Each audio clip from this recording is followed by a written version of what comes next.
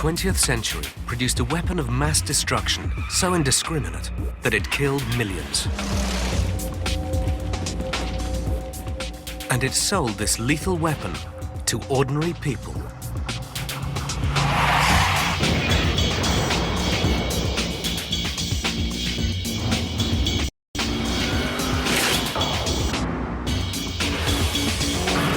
But in an effort to save lives, a science was born. It started with the pioneering work of a maverick few.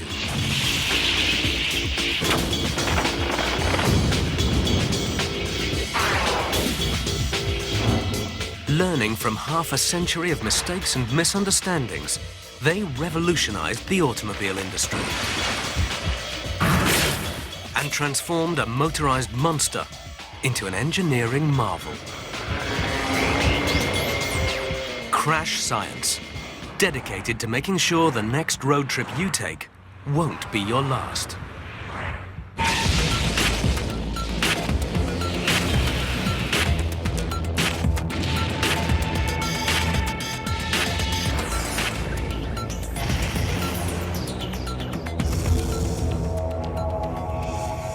Shortly after midnight on the 31st of August 1997, a chauffeur-driven Mercedes carrying Diana, Princess of Wales, approached the Alma Tunnel in central Paris.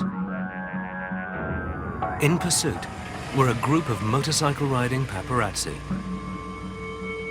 The driver lost control of the Mercedes and collided with a central pillar, then smashed into the opposite wall.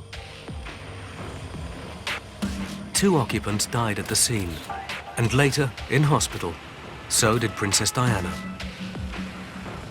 Only her bodyguard lived. But at 96 kilometers an hour, should such a crash have proved fatal?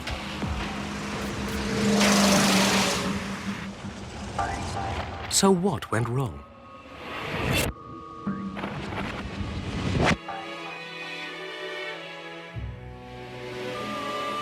Worldwide, it's 3,000 people die in car accidents every single day. It only takes a split second for our beloved car to turn on us. But as chaotic as a crash scene appears, there are numerous clues to help specialist investigators piece together the causes from the puzzle of broken bones and twisted metal.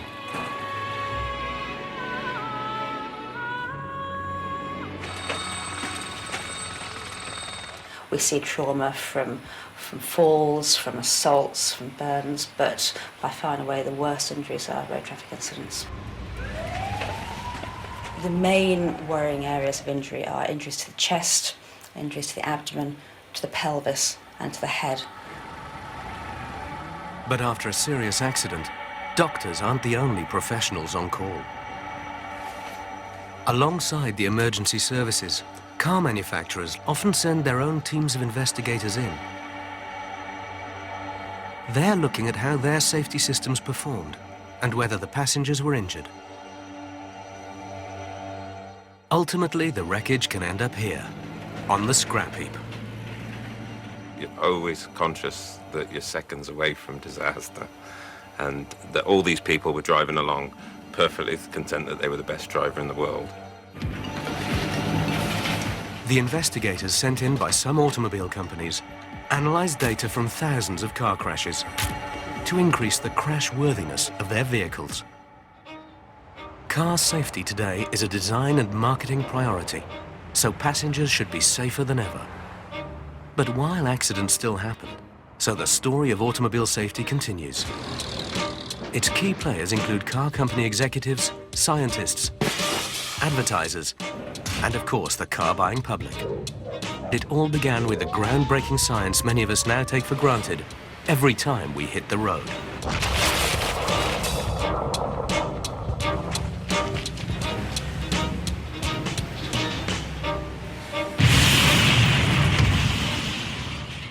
By the late 1800s, Britain's first horseless carriages were considered so dangerous that their speed was limited to 6.5 kilometers an hour. Citizens were surprisingly safety conscious, leading to bizarre innovations like a net designed to sweep pedestrians off their feet. this was probably the safest time to travel by car. But by the 20th century, more cars were on British roads and the speed limit was a heady 32 kilometers an hour. The safe age of motoring was already history. And automobiles were becoming big business. The selling points were gimmicks and status. And car accidents were blamed on booze, bad driving, or bad luck. The first automobile era had started in Germany during the early 1900s as cars were becoming a must-have for the rich.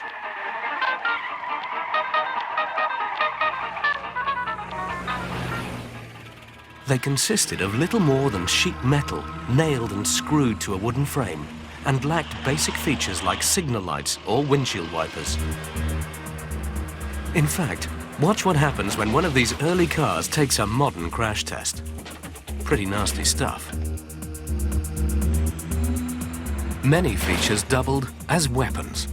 Their plate glass windshields sliced faces. Rock-hard dashboards cracked skulls. And spears impaled drivers. Moreover, there were few rules of the road. The first European driving schools taught maintenance, not road safety. And it took until 1919 for the world's first stoplights to stop the traffic in Detroit. Mass production soon made the car available to a far wider market. The car became affordable, but at a heavy price. By the mid-1920s, more than 500,000 people had already been killed on America's roads. However, on the other side of the Atlantic, one small Scandinavian car maker believed that safety features ought to be considered a component of good design. In 1927, the founders of Volvo Cars, Assar Gabrielsen and Gustav Larsen, claimed that cars are driven by people. The guiding principle behind everything we make at Volvo, therefore, is and must remain safety.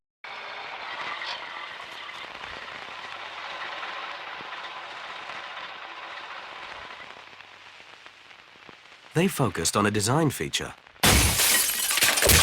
responsible for the most common cause of injury. Cars were fitted with primitive plate glass windshields, so even a minor crash could result in terrible facial lacerations. But even then, a solution was already out there. Back in 1903, a laboratory accident had led to the discovery of safety glass. Edouard Benedictus, a French chemist, had knocked a glass flask to the floor. It broke, but didn't shatter and splinter. It seemed the dried nitrocellulose had coated the inside with an adhesive coating, holding it together. Benedictus saw the potential for his accidental invention when he read of an automobile accident in which a young girl's face had been disfigured by flying glass. These reports, he went back to his lab and produced a sheet of celluloid adhesive between two pieces of glass. It took one particular accident for the safety glass windshield to be fitted as standard. 24 years later, in 1927, a Ford test driver was badly injured by a broken windshield, motivating Henry Ford to fit safety glass in all new Model A's.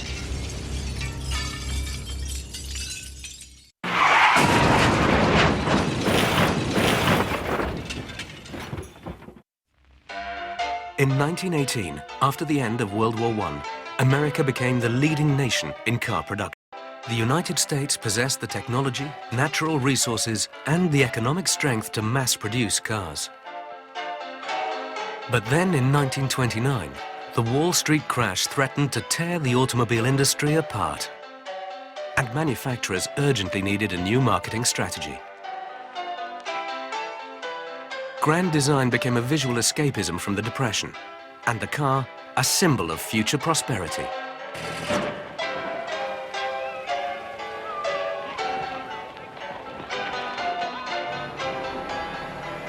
Throughout World War II, the auto industry concentrated on military production. But after the war, consumer car design once again shifted into high gear. But as cars began to sell in greater numbers, so the accidents increased.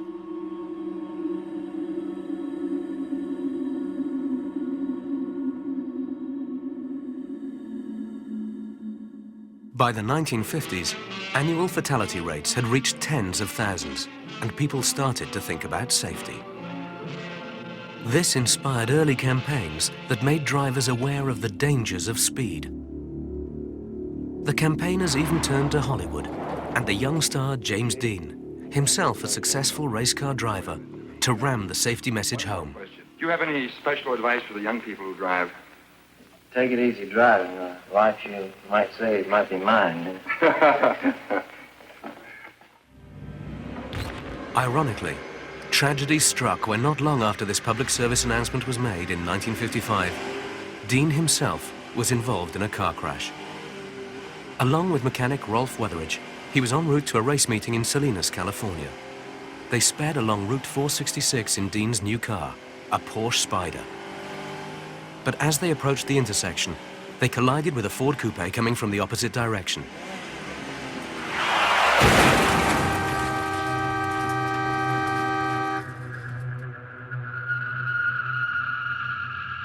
Weatheridge was thrown clear. Dean died instantly. Many 1950s sports cars were convertibles, lacking roll bars, which weren't introduced until the 80s. In the 1950s, design was all about looks. So if you were in an accident, with no seatbelt, you stood little chance. In a modern car, Dean might have survived, but not in a 1950s convertible.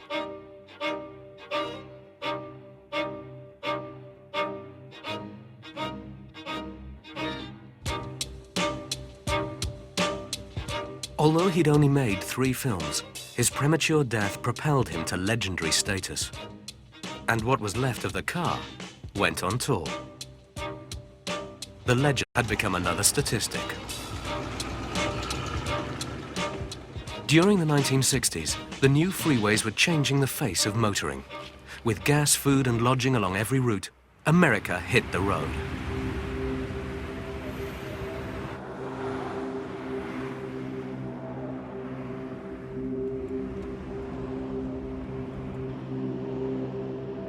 The family was on the move. But as the engines got bigger, critics of the auto companies called for smaller, more economical vehicles.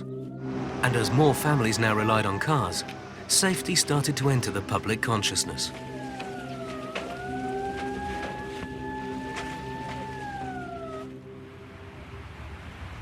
The 60s would see the launch of crash science. Professor Lawrence Patrick and his assistant Bud Mertz were based at Wayne State University in Michigan. At the start of the 1960s, they were just beginning to conduct some pioneering experiments in human impact survival, the results of which changed the face of crash science forever. Bud Mertz recalls his mentor's innovative approach to research. The work that he was involved in was that of the biomechanics, the human tolerances to impact.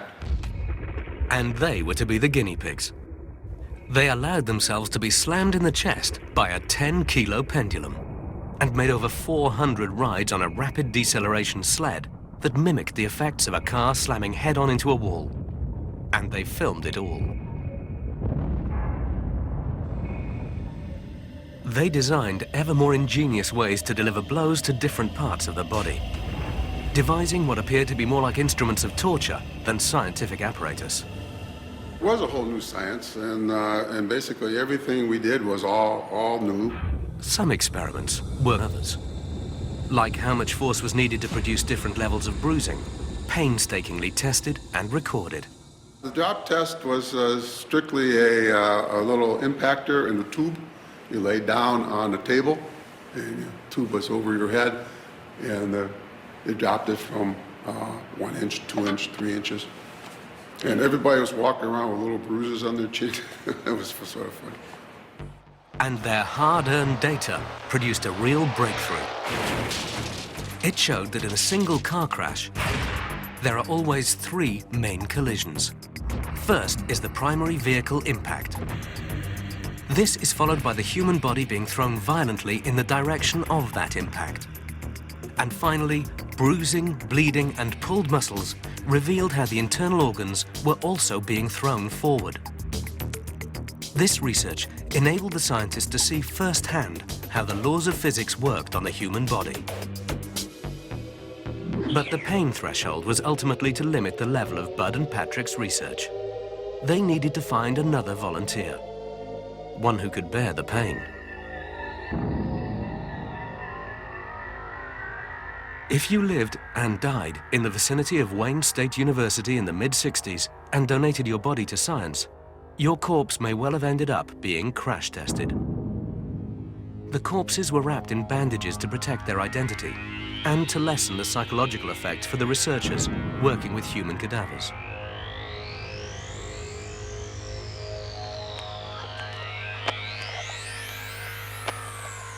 Cadavers were in use at the school for the medical students, so they were available for us to look at things like the forces that bones can carry before they break. But even the dead have their limits. One of the problems we had is most of the cadavers are older. There is a change in the bone strength with age that we had to take into account. The cadaver crash test program was short-lived, so to speak. It was gruesome. Wrapping each corpse took time, and each body could only be used once, or twice. Science demanded a more durable body double. The first synthetic dummies were little more than shop mannequins, with bad habits like smoking. They gave no real quantitative insight into the detail of human injury. They did, however, provide valuable clues to human injury tolerance. And the birth of the crash test dummy was to be a huge step in car safety science.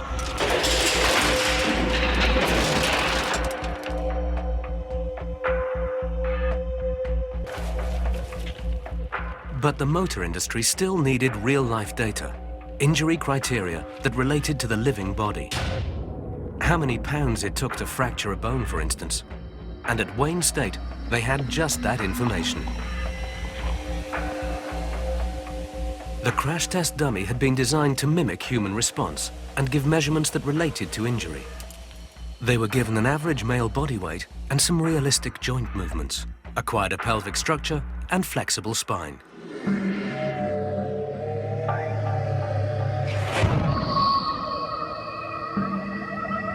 The latest generation are worth around $150,000 each. Despite being dummies, they're actually quite smart. In just a fraction of a second, their sensors can record over 30,000 items of data.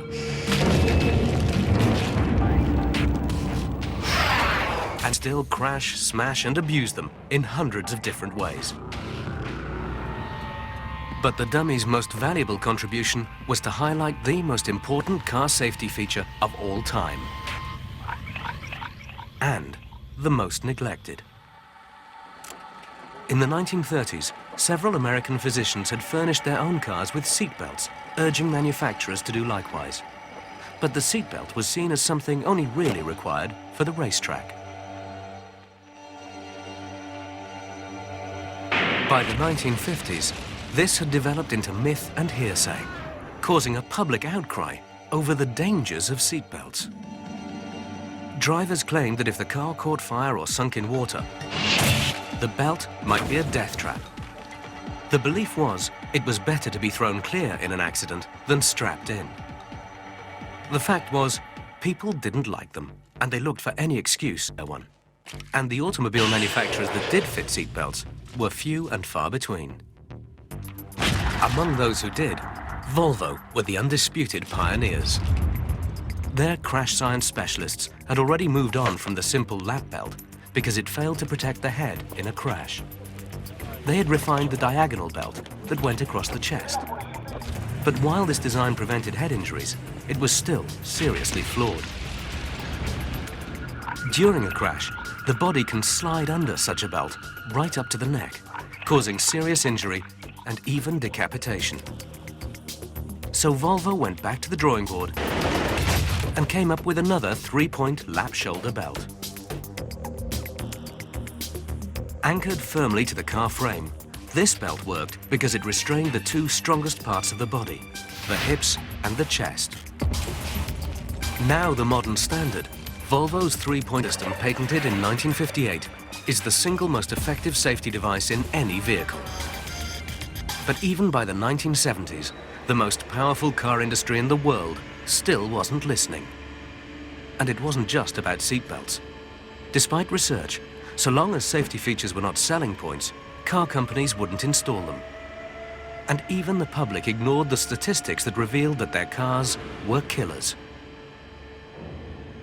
So advertising focused on style and performance. Front disc brakes, red line white oval tires. Want another kind of roof over your head? Who are you? Perhaps my optional bucket seats, power steering, air conditioning will identify me. Aren't you the Dodge Adventurer? My secret's out. Come on, girl. We've still got time to swing. Then an unknown Princeton and Harvard Law School graduate called them to regulate the industry. Ralph Nader went on to become an activist lawyer and presidential candidate, opposing the power of large corporations. The most hazardous car currently in use in significant numbers in the United States. In 1965, Nader published a controversial book that would prompt a quarter of a century of conflict.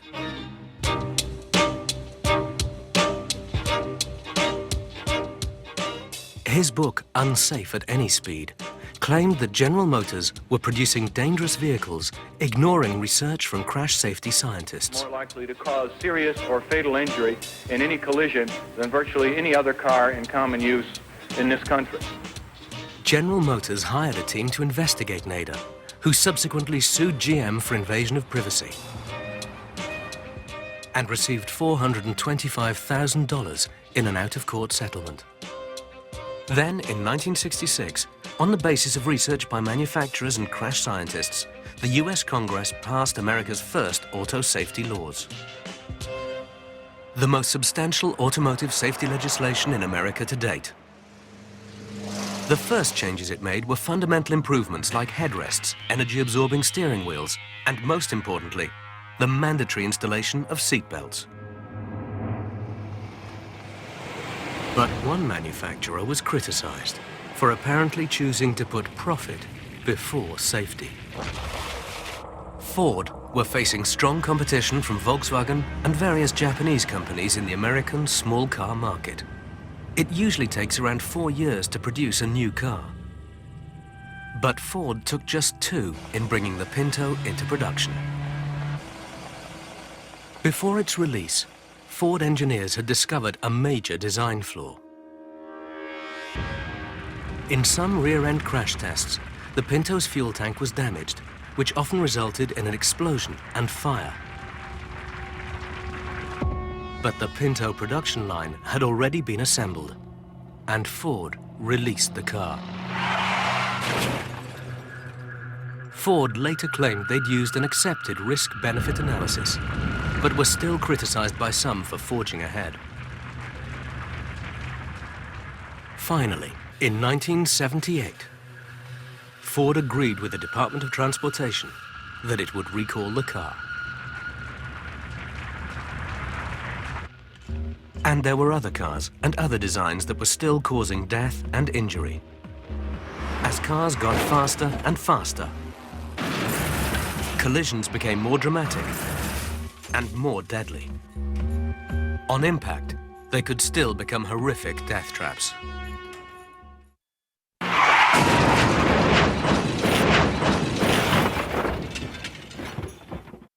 In 1967, one particularly high-profile accident showed just how devastating this could be.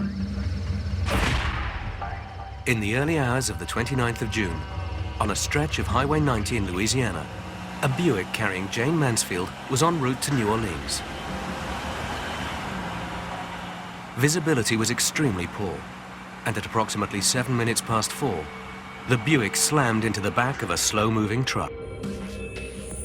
As the top of the car slid under the rear of the truck, the roof tore off, killing all 3 front occupants.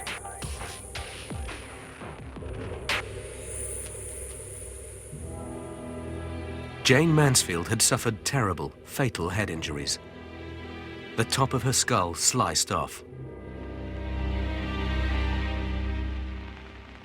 Mansfield would have had a greater chance of survival in a modern car, because today's car body is engineered as a safety cage, which deflects impacting forces around the car's reinforced structure. The great misunderstanding about car safety had been that the more rigid the vehicle, the safer it was. But decades of human injuries were clearly proving otherwise.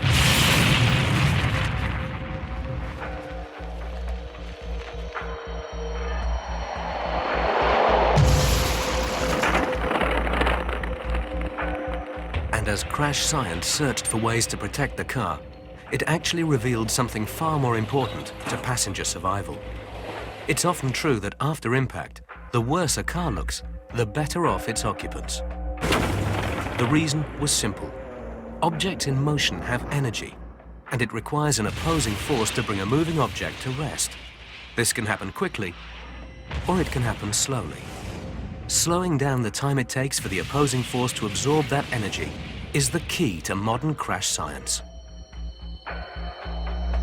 If the front and back end of a car are built to crumple, most of the impact forces are absorbed before they reach the occupants. This area of energy absorption became known as the crumple zone. Critical to survival, but it's not enough on its own. Your car is designed to crumple on impact.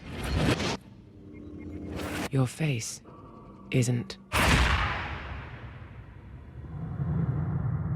Unrestrained, passengers still have a separate physical mass and energy.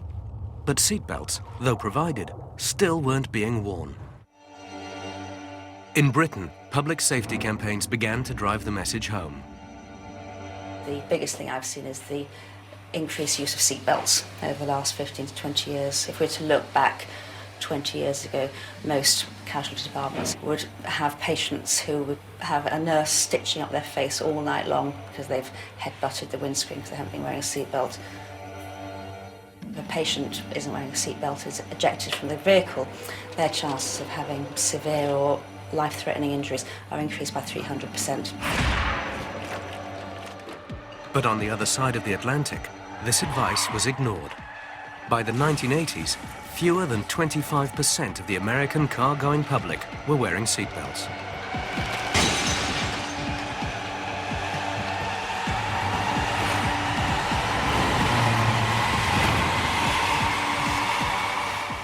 So new state laws and safety campaigns tried to raise public awareness, although the American version was less chilling than the British. Okay, kids, do it! Do the buckle! Do it! Do the buckle! Pull it, push it, click it, that's the way. Seatbelt safety's where it's at today. Front and back, for safety all around. Pull it, push it, click it, that's the sound.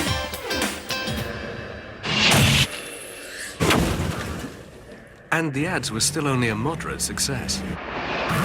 So the government decided to take choice out of the equation. And the scientists went back to the drawing board.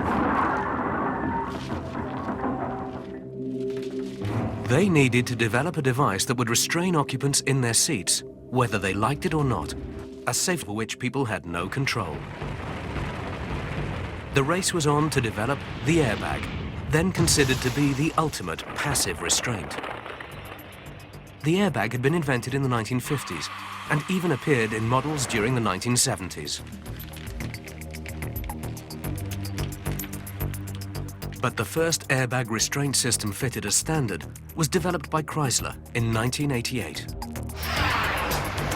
It was a radical step in safety. Airbag deployment is extremely violent. To be effective, it needs to inflate in a split second. Scientists explored the use of explosives like gunpowder. Engineers worked on the size of the bag, what materials to use, and how to open them 30 milliseconds after impact without blowing them apart. All of which proved difficult.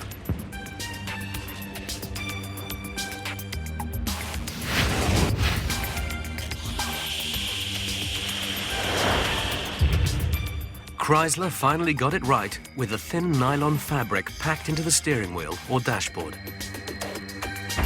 In a collision, the inflation force is equal to running into a brick wall at up to 25 kilometers an hour. The ignition of a rapid-burning solid propellant creates an expansion of gas, inflating the bag as it burst from its housing at up to 320 kilometers an hour. Once fitted, airbags were saving 1,500 lives a year. But a darker side to the airbag story was about to emerge.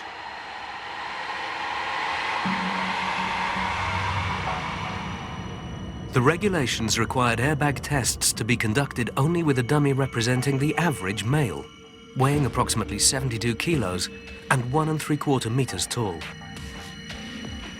Crash scientists were about to discover that airbags still left the most vulnerable part of the population at risk.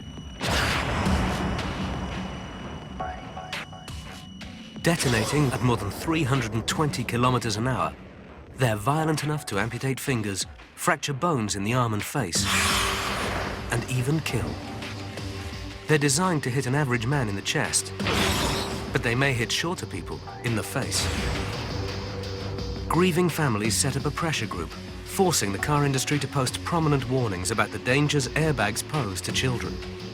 And the advice was emphatic: never seat a child in front of an airbag. But it wasn't just children that were being injured. Lighter-weight adults, mostly women, were victims too.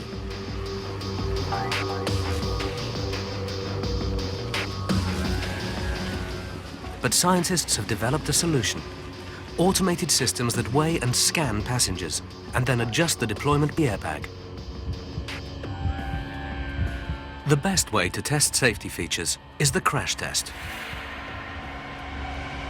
5, 4, 3, 2, 1. The ultimate stage in the car manufacturer's safety strategy. Today, each and every model is tested to destruction. Again, and again, and again. Rear shunts, side impact, pedestrian impact, culminating in the head-on collision.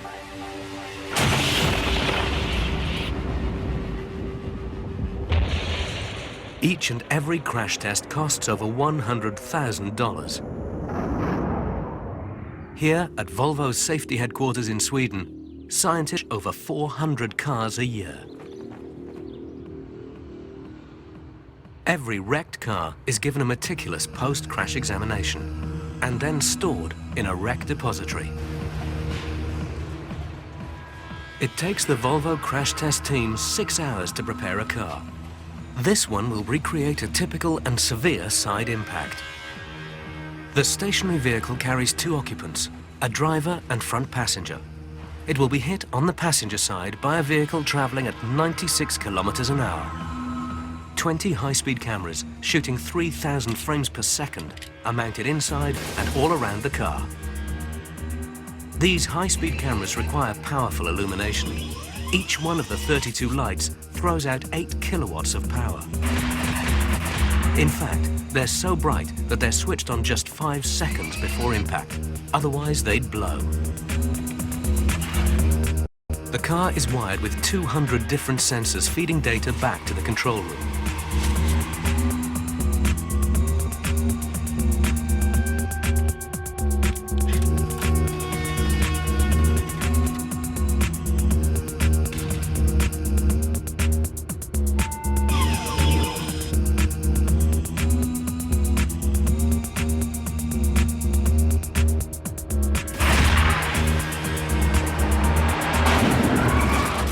It may take 6 hours to prepare a car for a crash test, but the collision is over in the blink of an eye, just 300 milliseconds.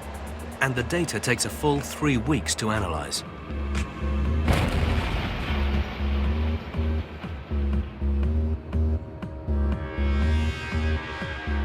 It's the job of Thomas Broberg to dissect the destruction of this side impact crash. What you measure in the side impact is the acceleration of the head, forces and deflection on the chest, and forces on the pelvic and on the legs. And based on biomechanical data, there is like levels set as to how much the standard human can take. But a crash test is still just a laboratory experiment. And sometimes, a step forward in safety can reveal a whole new danger. This was made tragically clear in the late 1980s, a time when cars were protecting drivers more than ever before. And for the first time in its history, survival odds were actually on the increase. But something else was wrong. Victims of serious side impact crashes were surviving only to fall into a coma hours later, often resulting in permanent brain damage. Then human crash impact analyses revealed that while forward movement didn't result, violent sideways motion did. During side impact, the two hemispheres of the brain are stretched across their connection. And as the neural fibers are pulled to breaking point, they become irreparably damaged, and the brain begins to swell. Coma and even death can follow. In an effort to moderate these effects, car manufacturers are now focusing on side impact protection. But they face a whole new set of challenges. They've got just 6 inches of space within which to mitigate the effects of a side impact. But they're determined to succeed. As Ingrid Skogsmo from Volvo explains. In 1991, we introduced the side impact protection system, which is a structural system where you have a lot of load being transferred throughout the vehicle from the impacted side.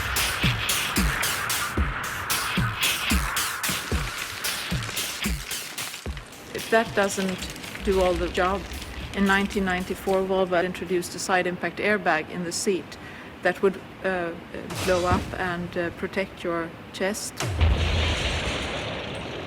Still, you then had the head, which needed protection. So in 1998, an inflatable curtain that falls out of the roof was invented and presented in a Volvo car. Since 1998, all new European cars must pass a side impact crash test.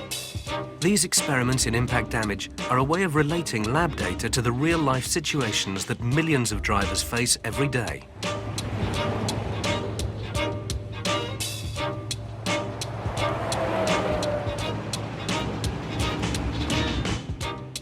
Volvo's safety expert John Frederick Gronvall is computer-linked 24 hours a day to the local emergency services called to a road accident.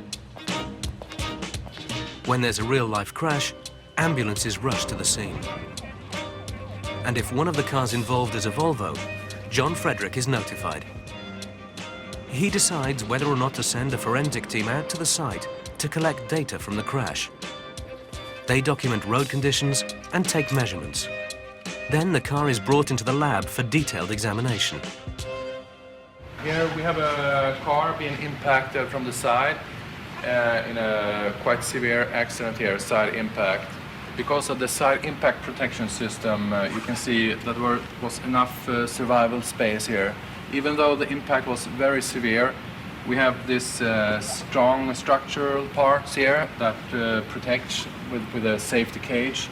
And interiorly, the seat is being pushed space so that we can increase the survival space here.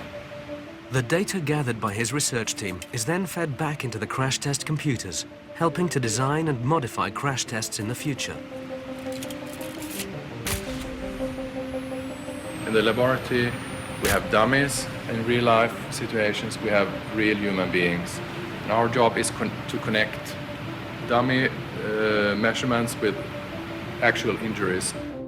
John Frederick and his team can now take 50 years of data and reconfigure it with newly developed software that actually creates a virtual crash test. Supercomputer simulations have made it possible to determine how a vehicle will behave in a crash more rapidly and in far greater detail. So, bringing all the results together, what have the doctors, scientists and car manufacturers concluded? How should they design the ultimate safe car? In fact, the most significant discovery has been that, as a rule, drivers are careless. Ultimately, driver error is to blame in most accidents.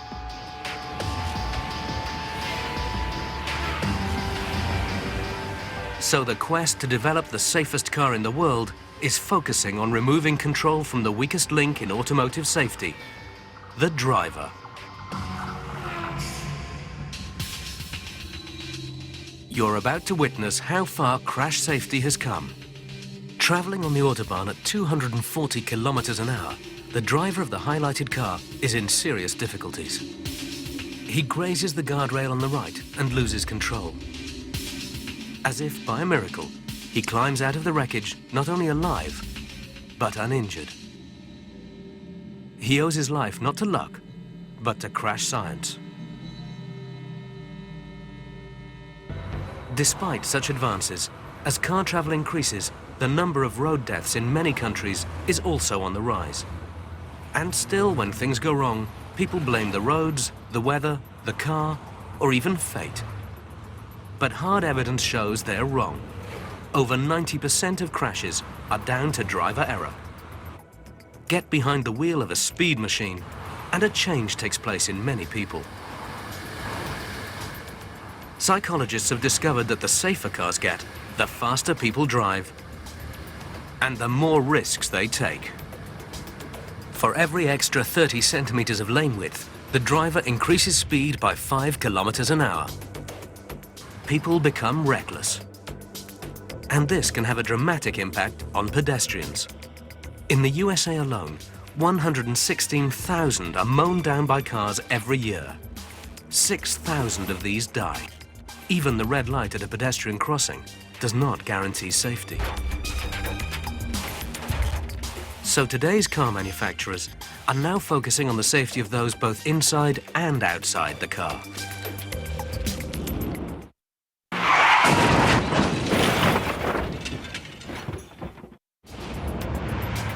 Sports cars can be a pedestrian's worst nightmare, but their streamlined looks are what sells. So Jaguar has recently revealed the world's first pyrotechnic pedestrian deployable hood, a state-of-the-art advanced safety feature. On impact, this deployable hood automatically pops up, creating a cushioning effect against the hard engine beneath, reducing injury severity. But research shows that most accidents take place when the driver hasn't seen the pedestrian, most likely at night. In response, scientists have developed the world's first intelligent night vision system. This high-tech device uses far-infrared cameras to detect pedestrians in the vehicle's path and gives the driver an advance warning. But ultimately, systems like this emphasize the limitations of the human driver. And there's only so much help our cars can give us in reducing accidents.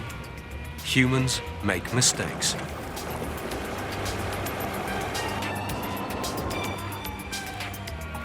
Whereas computers are less fallible. They don't get mad, sleepy, or distracted. And they can also drive cars. The collective crash science term for these systems is active safety. Luis Moraes from Chrysler explains how computer-controlled accident prevention is significantly quicker than human reactions. We have about 100 milliseconds or a tenth of a second to protect the occupant. All the restraints have to deploy within this time frame, and that's not going to change. So on the other hand, active safety, we have full seconds, maybe up to 10 seconds to try and have technology assist the driver in avoiding the accident. One example is braking systems. We detect what the computer determines to be the intent of the driver, and it assists and enhances the ability by applying full braking force, but also detects when the driver takes the pressure completely off, and it just disengages the system. Testing a similar system, Volvo's latest prototype features the collision mitigation system. Cameras and onboard computers calculate the distance between vehicles, their relative speeds, and their anticipated travel path to determine the likelihood of a collision. The vehicle will brake automatically in order to mitigate this rear-end accident.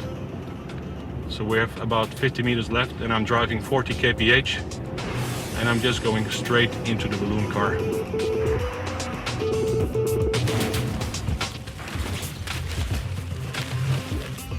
And the vehicle braked automatically.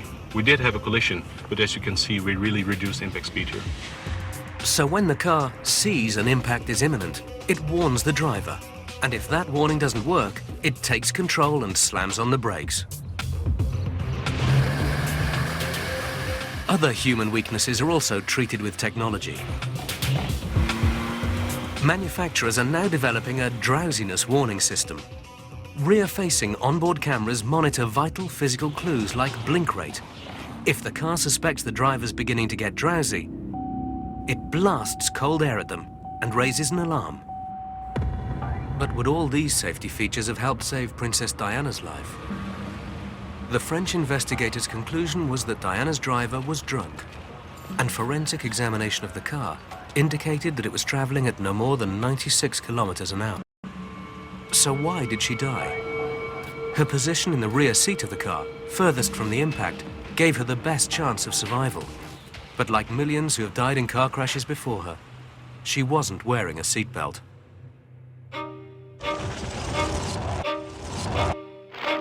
The price of automobile safety isn't just counted in the billions of dollars the industry demands, but in the millions of lives lost and still being lost right now. As you've watched this film, it's likely that over 100 people have died in car crashes, and more than half of them needlessly, since the public still doesn't demand that all safety innovations are built into every car. And the safer cars get, the more reckless drivers become.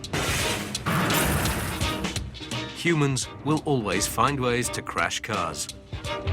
So if the automobiles of the future are to be made any safer, the next step in crash science may be the most radical yet, taking the leading seat and putting computers in control. But people love the personal freedom their cars give them, and tomorrow's crash scientists will need to be every bit as innovative as the pioneers before them, who've already made such huge advances in automobile safety in the past 75 years.